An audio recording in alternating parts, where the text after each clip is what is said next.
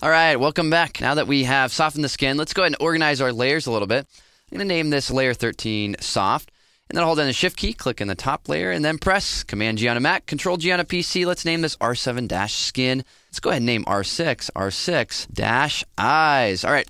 Now, I should say that I'm including all these layers just for demonstration purposes. Typically, if it were an actual file or retouching, I would flatten a lot of these layers and I would name them a little bit more specifically. But this is kind of fun to have these so we can evaluate our progress. All right, well, let's add a little bit of light to this image. This will be pretty simple. We'll click on our adjustment layer icon and choose curves. What I'm interested in doing here is brightening up the image and just removing a little bit of the reds.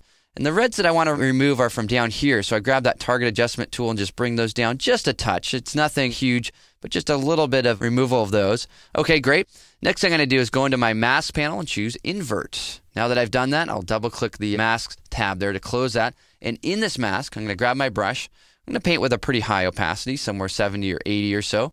Nice big brush. And I'm just going to start to bring in this light to this portion of the photograph down here. I want to bring a little bit more brightness to this.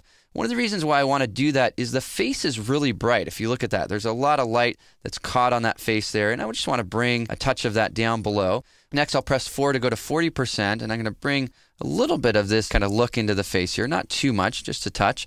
And so we'll just do a little bit there. And my brush strokes aren't even very good, but that's okay. It will work fine with an adjustment like this.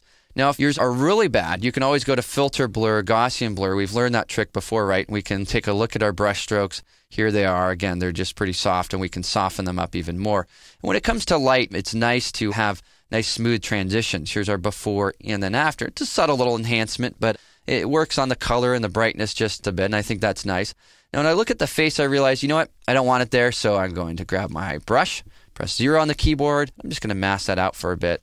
Actually, I did like that on the jawline. Let me undo that. Just undo this up here. So I press Command Z because I do like what it did to the jaw a little bit, bringing a little bit more light into that. And then I'll press 4 to go to 40% and just lower it just a touch. Here's my before and then after. All right, great. Let's bring a little bit of light into the hair. We'll click on the adjustment layer icon and choose curves.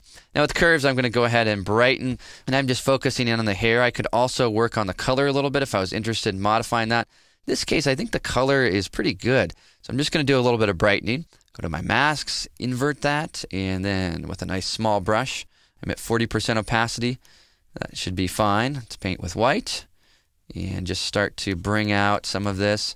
I brighten up a little bit of this area. Press 0 keyboard to go to 100% down here. I'm going to brighten this stuff up here a little bit more, and I will need to blur these brush strokes out a little bit, but this will work for starters. Press 4 for 40%, and I'm just going to try to brighten this area up here. And again, how much you do this is just going to be contingent upon style. It's not essential, but just want to bring a little bit more light into this area. Then I'll go to Filter, Blur, Gaussian Blur, and I'm going pretty quickly here again just to kind of have some fun with this. If you really want exact results, of course, you slow things down a bit. But for demo purposes, I think hopefully you're starting to get the idea. And then I'll lower my opacity a bit, and I can also feather that out, and that will smooth those brush strokes out as well. Just bringing a touch of light. Here's our light layers before and then after. All right, so far, so good.